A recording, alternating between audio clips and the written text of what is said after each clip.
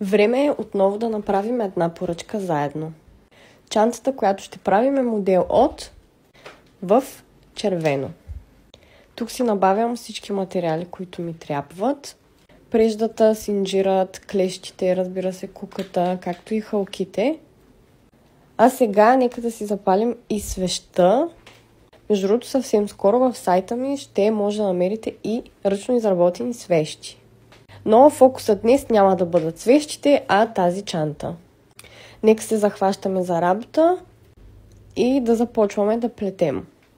Общо взето, тук вече няма нищо интересно. Започвам си чантата. Първо трябва да направим базата.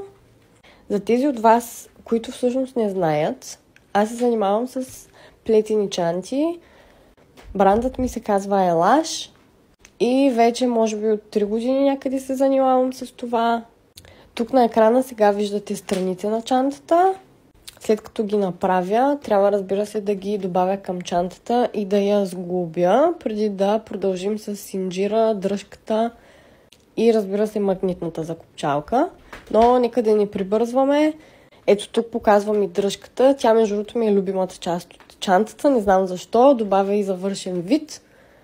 Ето това е изглобената база на чантата с страните.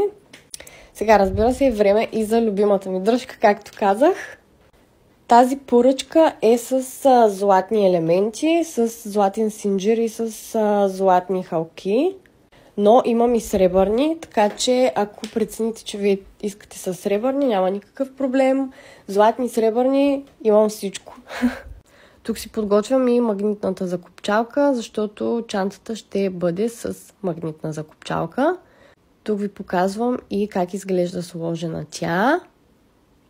Сега нека да добавим и дръжката. Ето така започва да изглежда чантата.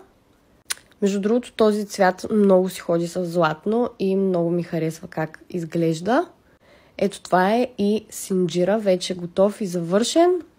Добавя го към чантата и ето го крайния резултат. Цени и различни модели може да видите в сайта, може да поръчате и в Instagram налично.